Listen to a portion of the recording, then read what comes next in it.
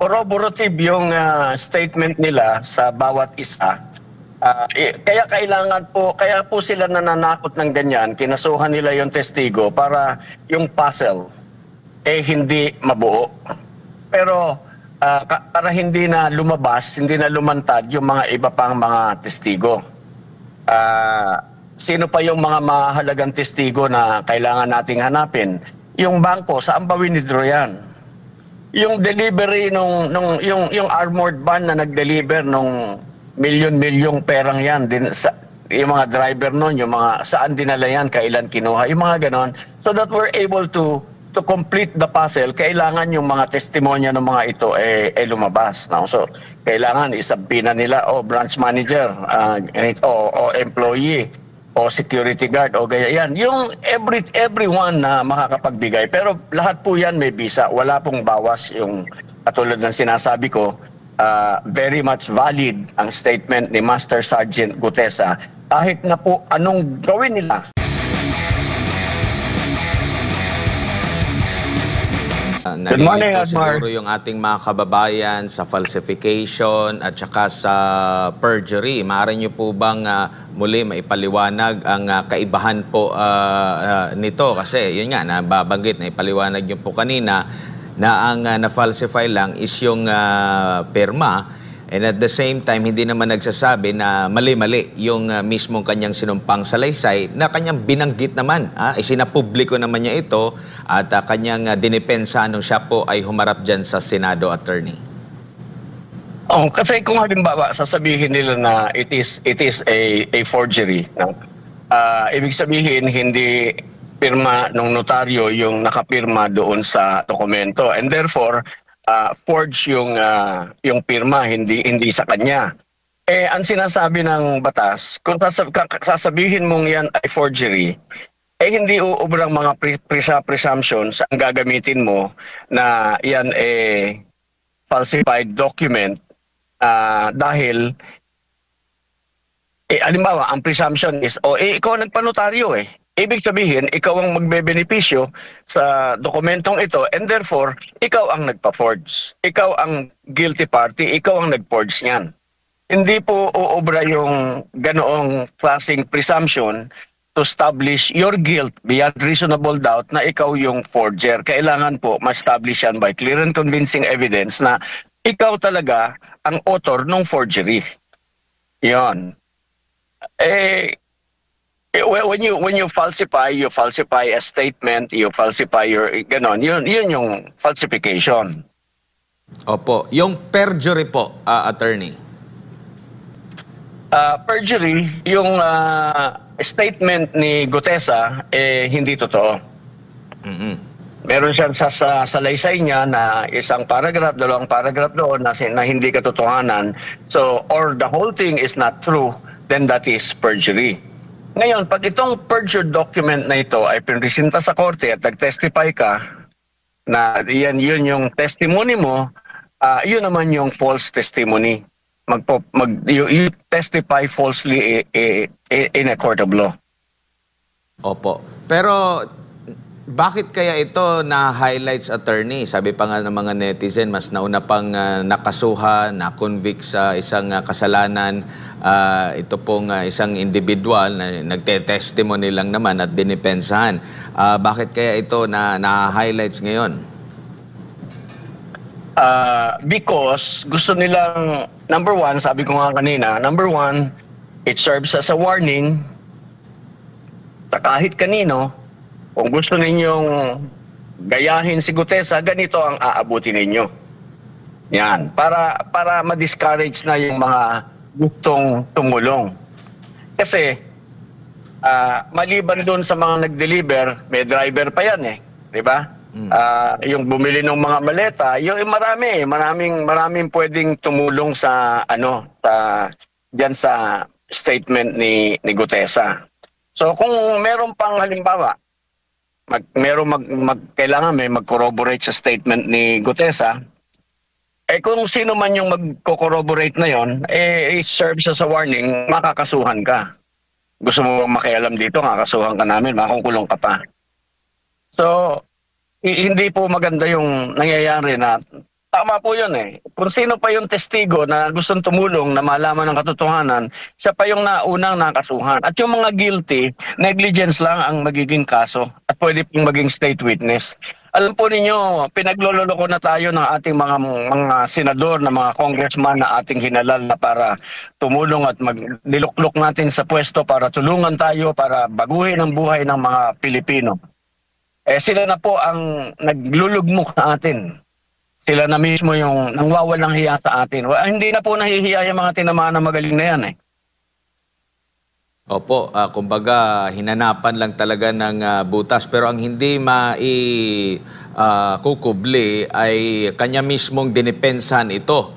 At nanumpa siya mismo sa Senado sa kanyang mga salaysay at kanyang dinipensahan po ito, attorney. Pero sa nakikita nyo po, kasi posible pang posible pang humarap muli, no? Ang sinasabi po ni Congressman Mike Defensor, nasa kustodiya daw ng mga Marines, no? Itong si Gutesa. Sa tingin nyo po, uulitin pa rin itong issue na itatanong sa kanya, kaugnay dito sa pekeng perma at hindi doon sa kanyang sinumpaang salaysay? Actually po, yung statement ni Master Sergeant Gutesa, uulitin niya pa po talaga yan in a court of law. Ano po? For example, nagkaroon na ng kaso sa ombudsman sa Sandigan Bayan, ipipresent po talaga ulit si Master Sergeant Gutesa because doon po talaga yung salaysay na yan eh. Hindi po yan talagang para doon sa nilang mga in-aid of legislation na pagdinig sa Senado at sa Kongreso. Talaga pong uulitin pa yan. Ngayon, yung pong statement niya, ulitin ko, wala pong bawas ng kahit isang hibla yung puwersa, yung lakas niyan. Ngayon, meron po, siguro po, maganda marinig muli ng taong bayan yung statement ni Master Sergeant Gutesa. Siguro po, yung mamamayan pwedeng gumawa ng paraan para madinig muli ng taong bayan ang kanyang salaysay dahil nagpangalan siya ng 2 tao doon. Nagtataka ako, yung pinangalanan niya, hindi inaaresto, walang ginagawa, untouchable. Kailangan yun, dapat napangalanan na. Di dapat medyo meron ng sanction, may order na yung presidente, yung Pangulo, considering that the person involved is a very high-ranking official, medyo natatakot nga yung iba, hindi naman sila dapat matakot. Dapat talaga meron ng sanction, meron ng kinasuhan na, inaresto na, hinaus arrest na para hindi na makatakas, may whole departure order na. Yung ganon. Alam po ninyo, katulad niyan, halimbawa, yung ating NBI, dapat yung ating NBI, shielded naman yan from politics, dapat yan, matapang yan eh. Nung araw, sa Amerika, si Hoover, as director of the FBI, 7 presidente ang pinagsilbihan nun, lahat ng presidente takot sa kanya because that guy is honest, he is brave, he is doing his job. Yun ang kulang sa atin dito ngayon. Yung mga dapat na hindi dapat, kaya nga tayo may ombudsman eh. Yan yung mga reform provisions ng ating saligang batas eh, para maprotektahan yung mga taon dapat magtrabaho na hindi natatakot sa politika. Kaso lahat, tingnan nyo, nakaupong ombudsman natin ngayon, politikong-politiko eh. Bendalo. Attorney, tingin nyo po magkasing bigat lang yung mga testimonya na inilahad nitong si Orly Gutesa at dapat same yung treatment talaga kasi doon sa doon sa mga engineers kasi ito po yung pinagbasehan doon sa pagrekomendasyon na pagkakaso. Ang binanggit ng mga engineer na kahit na sinasabi nila na hindi talaga nila direktang nakausap yung mga senador, yung mga sinasabing sangkot na mga senador, binulgar lang yung pangalan, na inirekomendang kasuhan. Itong si Gutesa ay meron ding pahayag, pinadescribe pa nga sa kanya para matiyak talaga na totoo yung kanya mga sinasabi kasi ang sinasabi niya, siya yung first person siya mismo yung naghahatid ng tinatawag na basura o pera Sa tingin nyo po, magkasing bigat lang dapat ang treatment nito, nitong dalawa na ito or nitong mga naging resource person po dyan sa Senate Blue Ribbon Committee? Yes po, because corroborative yung statement nila sa bawat isa. Kaya kaya po sila nananakot ng ganyan, kinasuhan nila yung testigo para yung puzzle hindi mabuo. Pero para hindi na lumabas, hindi na lumantad yung mga iba pang mga testigo. Sino pa yung mga mahalagang testigo na kailangan nating hanapin? Yung bangko, saan ba winidro yan? Yung delivery yung armored van na nag-deliver nung milyon-milyong perang yan din sa yung mga driver noon, yung mga saan dinala yan, kailan kinuha, yung mga ganon. So that we're able to complete the puzzle, kailangan yung mga testimonya ng mga ito lumabas. No? So kailangan isabina nila branch manager o employee o security guard o gaya yan. Yung everyone na makakapagbigay. Pero lahat po yan may visa. Wala pong bawas. Yung katulad ng sinasabi ko, very much valid ang statement ni Master Sergeant Gutesa. Kahit na po anong gawin nila, for as long as what he is saying, ang gusto nilang i-discredit si Master Sergeant Gutesa, hanapan nila ng butas doon sa statement. Ang problema nila is yung statement ni Master Sergeant Gutesa will be backed up by 9 other Marines na kasama nilang nagde-deliver. Yon. So, kaya dinidiscourage na nila. Ngayon pa lamang sinasabi na nila na hindi valid yan. Ngayon, mga Marines yan Yung mga Marines, they have like a brotherhood. They will not abandon anyone. Talagang magtutulungan sila and they will protect each other. Yun. So, meron ng sanction. Yung mga ibang Marines yata na escort, ni-recall na So, they were already being sent away. Pero, nasa determination nila. Alam nyo kasi, si Master Sergeant Gutesa, on his own, volunteered his statement kasi pagka ikaw ay hindi nagsalita, kasama ka, accessory ka. Pwede sila maging accessory. Nanilbihan siya ng buong buhay niya, ng buong tapang, paglaban siya, he retired honorably just to be dishonored dahil siya naghanap buhay pa ulit pagkatapos niya mag-retired. At pagkatapos, doon masisira ang pangalan niya.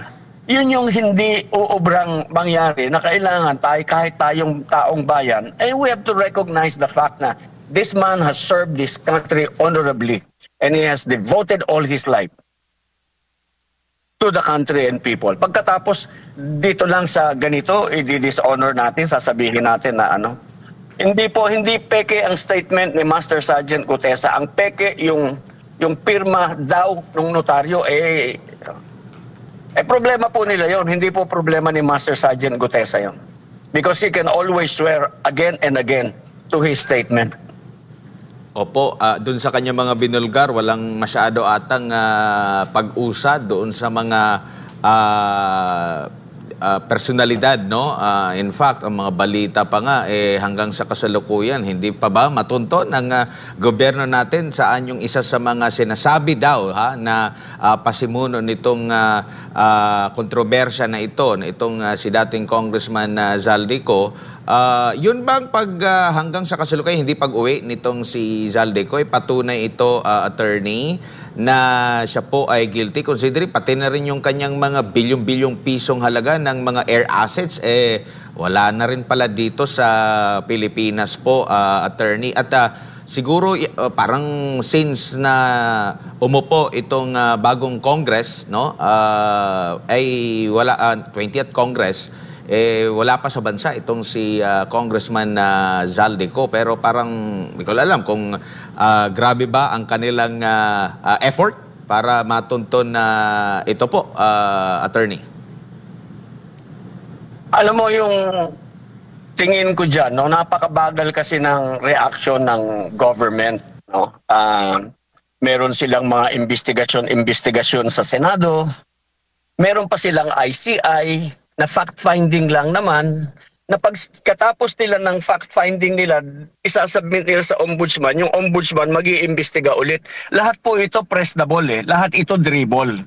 So that yung mga guilty party are able to hide the money. Yan si Saldico, for example, lahat ng bansang pinuntahan niyan, dapat hanapin natin kung saan siya nag-iwan ng pera niya doon Kung saan siya nagdepositong bangko para itago niya yung perang ninakaw niya.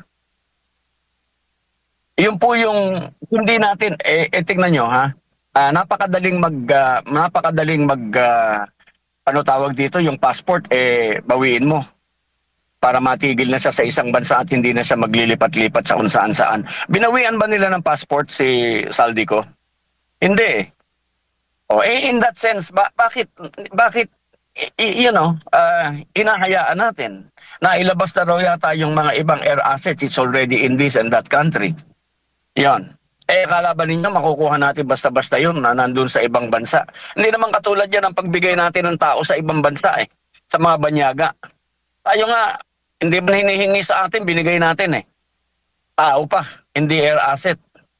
So yung mga ganyan, napakabagal. Kaya sabi ko, Mr. President, bakit wala kayong order? Kayo lang naman ang uubray kahit wala pang kaso. Arrest this guy, arrest that guy, hold this guy, hold that guy. Para hindi na freeze everything. Lahat ng property niyan, puntahan niya yung mga bahay niyan, pa-issuehan mo na lang na Hanapin niya yung mga pera para mabawi natin. Yung mga babawi natin siguro yung nandun sa mga kontraktor, yung nandun sa mga taga DPWH. Pero yun sa mga congressman, malaki rin po yun, marami din yun. Bakit hindi walang effort para bawiin? Opo. Attorney, kahapon din yung ICI o itong Independent Commission for Infrastructure ay nagrekomenda na. Finally, may mga opisyal na pong pinakakasuhan itong ICI sa Office of the Ombudsman na sampahan ng kasong kriminal at administratibo. Tulad na lamang nitong kabilang po dito sila dating DPWH Yusek Roberto Bernardo, Senator Joel Villanueva, Senator Jinggoy Estrada, dating Ako Bicol Representative Zaldico, COA Commissioner Mario Lipana at dating Caloocan Representative Mitch Kahayon Uy. Ano po bang masasabi po ninyo dito? Okay naman po yun. Pero ang sa akin po, bakit hindi pa tayo nakakarating doon hanggang sa ngayon, hindi pa tayo nakakarating doon sa pinangalanan na yan pinangalanan na si Romualdez si dating speaker, pinangalanan na yan, bakit hindi kasama? Nakausap na nila, bakit gagawin pang state witness? Bakit hindi kasama na kakasuhan si Speaker Romualdez? Bakit hindi doon na lang siya mag-clear ng pangalan niya sa ombudsman sa Sandigan Bayan? Hindi yung dyan sa ICI. Hindi naman criminal court yung ICI to clear a person. Pag na-involve ka, dapat isama ka. Dapat nandun ka. Doon ka magpaliwanag sa korte. Opo. At Pan lang po yan Sabi ko nga po sa inyo, pang-dribble, pang-linis, parang washing machine yan Yan nila lilinisin, hindi po tama yan. Pero itong mga kasong kakaharapin po ng mga nabanggit na mga pangalan, mga kasong direct o indirect bribery, corruption at plunder, ito ho'y mga hindi bailable. Tama ho ba, attorney? Hindi bailable yung plunder, yes. Opo. Ano kayang possible magiging susunod na senaryo po niyaan, attorney? Possible ba maglalabas ng warrant of arrest at ikukulong itong mga nabanggit na mga pangalan na inirekomenda po ng ICI? Yun nga po ang sinasabi ko recommendation lamang nila, wala rin naman silang power. Marami pong kulang sa ICI na wala silang kapangyarihan talaga para magawa yung dapat nilang gawin kung sila man ay wala po yan kahit contempt power, walang kapangyarihan mag-contempt yung ICI so ngayon ang nakakapag-issue lang po ng warrant of arrest ay yung hukuman nasa sa hukuman po kung kailangan pa nilang dalahin yan sa hukuman para mag-issue ng warrant of arrest ang ating korte. Opo, attorney. May due process pa po ba na mangyayari po dito para sa mga nabanggit na mga inaakusahan na kabilang o dawit di o mano sa korupsyon sa mga flood control projects? Definitely po. Yes po. Hindi pwedeng walang due process. At yan nga po yung sinasabi ko. Pagkatapos sa Senado, pagkatapos sa ICI, pagdating yan sa Ombudsman, they will still also have to perform to do their own investigation because bago po sila makapag-file ng kaso, kailangan po meron silang personal knowledge. And they acquire that by talking to the witnesses, by calling the witnesses and examining the witnesses. Kaya dribble po lahat ito eh. Lahat po ito panluloko sa tao. Kasi nung araw, pagka umabot ka na 2-3 linggong pinag-uusapan yan, patatahimikin nila, magkikreate sila ng ibang distraction para yung focus ng tao doon na mapunta, hindi na dito sa mga kasong ito. Kaya dapat po, tuloy-tuloy, huwag tayong titigil, bantayan natin ito dahil ito po ay ninakaw, hindi lamang sa kaban ng bayan, kundi sa kinabukasan ng ating mga anak, ng ating mga apo. Alam po ninyo, we have been living in a corrupted world. Kaya po ang mga kalsada natin ay pangit, substandard, because nung araw po tayo ninanakawan ng mga walang hiyang yan. Kaya po tayo laging binabaha dahil yung pong mga binoboto natin na mga taga-political dynasty, matagal na tayong ninanakawan, binibili lang ang boto natin pagkatapos nanakawin na nila ang pera natin at hindi na nila tayo titignan. Kaya po pangit ang buhay natin. Kaya po tayo ganito. Makita nyo na lang kahit sa kalye, sa kalsada, wala tayong disiplina. Kasi yung mga opisyal ng ating gobyerno hindi ginagawa ang trabaho nila.